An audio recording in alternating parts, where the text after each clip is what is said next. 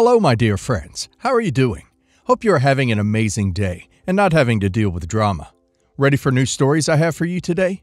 Let's go to the first one.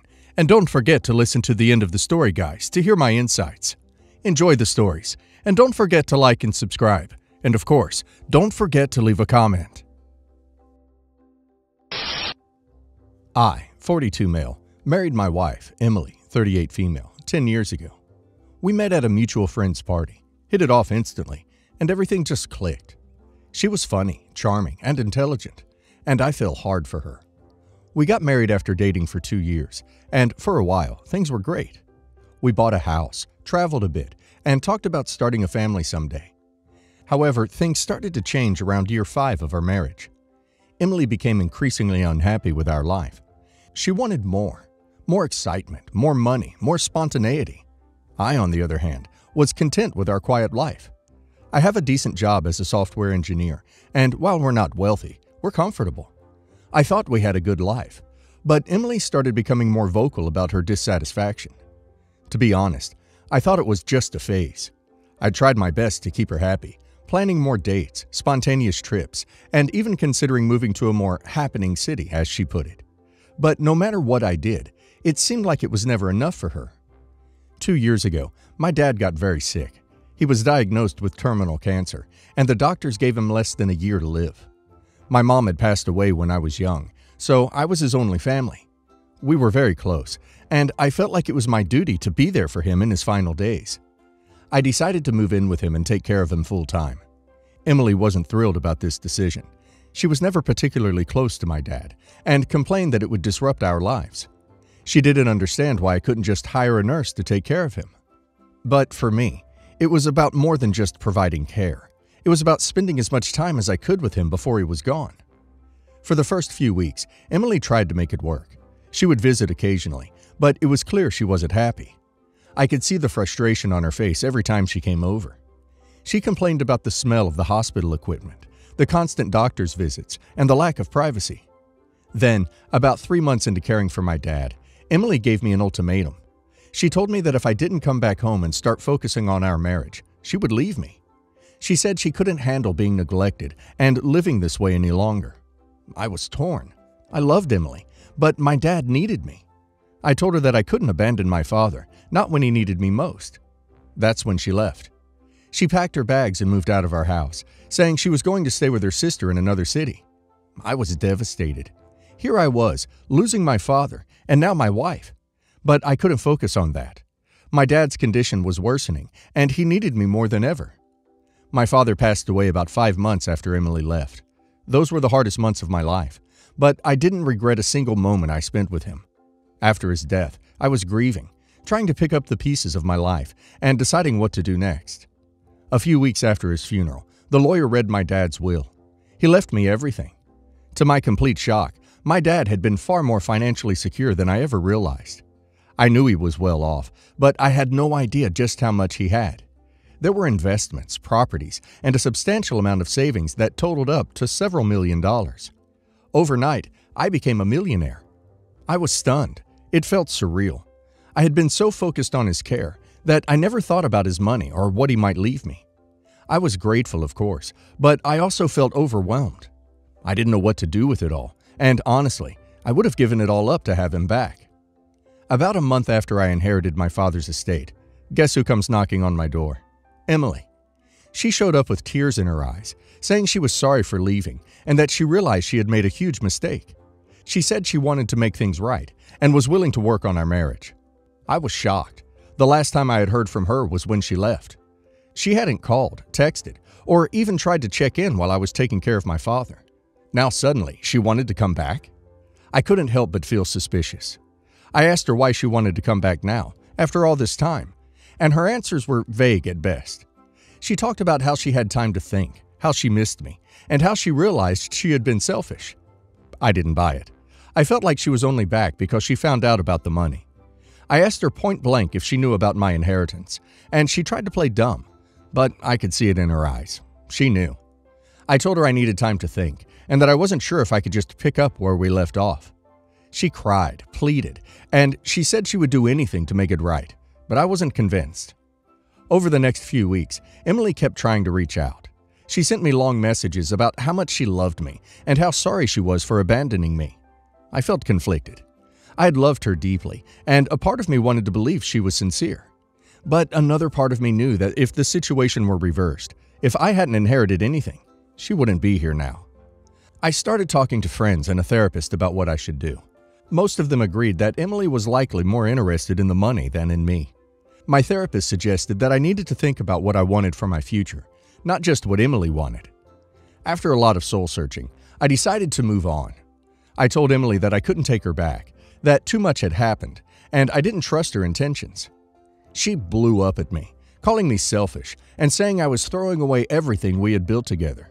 She even accused me of being the one who abandoned her, which, let me tell you, felt like a slap in the face considering the circumstances. Emily didn't take my decision well. She tried to turn some of our mutual friends against me, telling them I was being cold and unforgiving.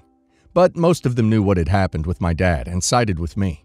She even tried to appeal to my sympathy, saying she had nowhere to go and was struggling financially. I offered to help her get back on her feet, but she refused, saying she didn't want my pity money. Since then, she's been sending me angry messages and even showed up at my house a couple of times, demanding that we talk. I've had to block her on most platforms, and I'm considering getting a restraining order if she doesn't stop. I feel bad for her situation, but I can't shake the feeling that she's only sorry because of the money. If she truly loved me, she wouldn't have left in the first place. So, Reddit.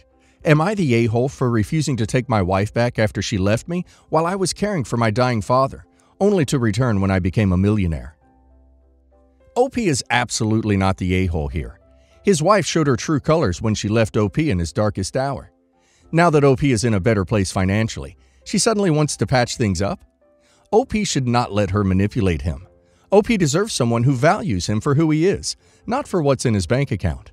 And also a person who would be his rock and support in his hardest times, and not like OP's wife, who leaves him and doesn't even bother asking how he is. And now let's hear the community's opinion. I can't even imagine the betrayal you must have felt when your wife left you while you were taking care of your dying father. That's a huge red flag about her character. Stick to your guns and don't let her guilt trip you into taking her back. You're better off without her. Not the a-hole. Your wife made her choice when she left. Now she has to live with the consequences of that choice. Don't let her back into your life just because she's trying to cash in on your father's hard-earned money. You're doing the right thing by moving on. It's clear that she's only interested in your money. If she truly cared about you, she wouldn't have left in the first place. You're not responsible for her poor decisions. Let her deal with the mess she made of her own life. I got married in March of this year. My husband comes from a wealthy family, so it was a rather elaborate affair. His sister and I have been friends for years, so she became my maid of honor. I come from a middle-class area, so from the beginning, I wrote out the expenses for bridesmaids ahead of time. How much the dress would cost, $300. My maid of honor was also planning a bachelorette trip that was going to cost quite a bit. She paid for most of it as my gift, and the rest of the bridal party would have to pay $500 per person, before airfare. I made it clear when asking each girl that 1, they didn't have to say yes to being in the wedding, and 2, even if they chose to, I didn't expect anyone to go on the trip if they couldn't afford it or couldn't get time off. I knew one of my friends, Nikki, was not doing so well financially, so I told her if she couldn't afford all of this, there would be no hard feelings, and I'd love to have her come as a guest. And even if she couldn't afford that, it's a destination wedding. I'd totally get it. She insisted that everything would be fine and she'd make it work. The wedding came and went. I thought everyone had a good time. Nikki and I didn't really talk after the wedding, but I chalked that up to busy schedules. We finally saw each other over 4th of July weekend. She seemed really exhausted. I asked what was wrong, and she said she was tired from work. This confused me because Nikki is a teacher and doesn't work summers. She said she took on 2 summer jobs because she was in a bit of debt. I didn't understand because Nikki is always so good with money. I didn't say that though, and said I was sorry to hear that. Nikki got annoyed and said maybe she wouldn't be in debt had I not had such a luxurious wedding. I was caught off guard. Nikki explained that she maxed out a credit card to be in my wedding.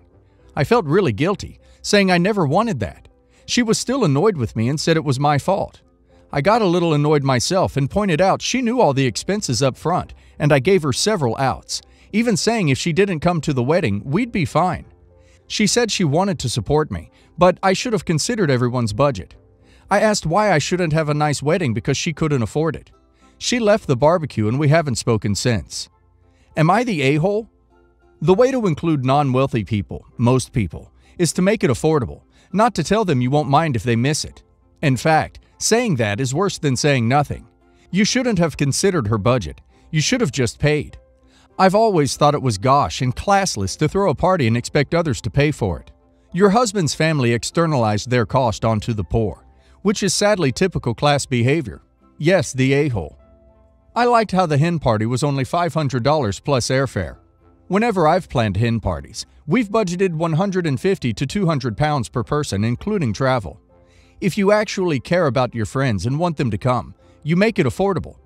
I'd rather have a cheap party with all the people I care about than a lavish to-do with only rich people or force people into debt. Yes, the a-hole. Everyone sucks here. Yeah, she didn't have to take on the debt. Also, it's kind of a crappy move to value having a super expensive bachelorette party over everyone being able to participate. Clearly, you had plenty of money to throw around. Could you not have offered to pay for your struggling friend? Or planned a non-destination bachelorette, given you were already having a destination wedding?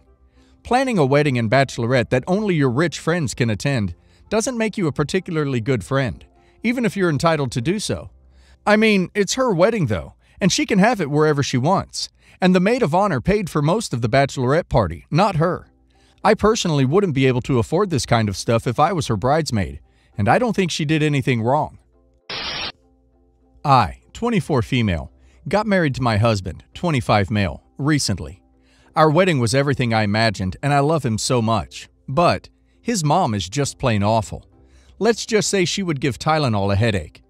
Anyway, me and my husband were sorting out our honeymoon plans, and we were so excited to finally get some alone time, until his mother suddenly decided she was coming along with us.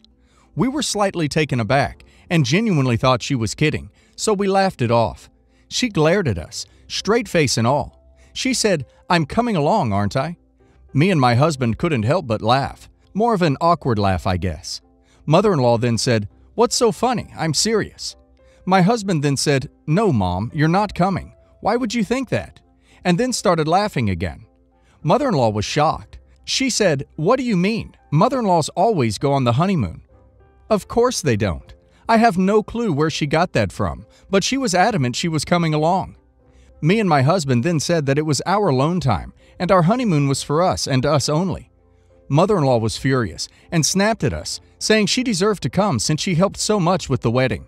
She hardly helped. She only paid for a part of it. My mom and my husband's sister did most of the planning with us, actually. We told my mother-in-law she wasn't coming, and that was final. We said it politely as possible, of course. She didn't take it well at all and stormed out of our house, calling me a selfish witch and calling me an ungrateful a-hole, saying that we didn't deserve all her help. My husband snapped at her and told her to leave immediately, told her to stop being so rude to us in our own home, and to stop acting like a huge child about it. Mother-in-law called us a-holes and left the house still complaining. Got back from honeymoon and haven't spoken to mother-in-law since. Both of our families are on our side and called my mother-in-law a giant baby and said she was rude, but apparently mother-in-law needs time to process, as according to her, we're still ungrateful a-holes. Me and my husband are happier than ever, and we truly can't care what she thinks.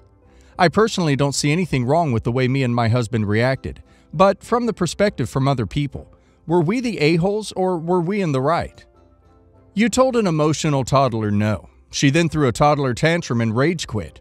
She is 100% at fault, and it's very good you stood up to her now. She's going to be testing your boundaries to see how far she can push before you say no and really mean it. If she had come, the next on the list would be her and her baby sharing a double and you going somewhere else to sleep. It's always about power and control. If she can slip into your honeymoon, she can slip into your marriage, your house, your pregnancy, delivery, parenting. It just never ends. Once the third wheel is firmly established, you'll have an easier time getting glitter out of your carpet than her out of your life. Be vigilant. Now you know she has no respect for boundaries. She will 100% try again and again. Little things that she'll make seem reasonable, like you're crazy to refuse. Then next thing you know, she's cut the cord, changed your baby's name, and sent a close-up video of you in the stirrups to the internet. Not just Facebook, but the whole internet. Like, people who use Netscape will get the wide-angle view with screeching commentary. "I'm the grandma, it's my right." Better to just never let her get a foothold in the first place.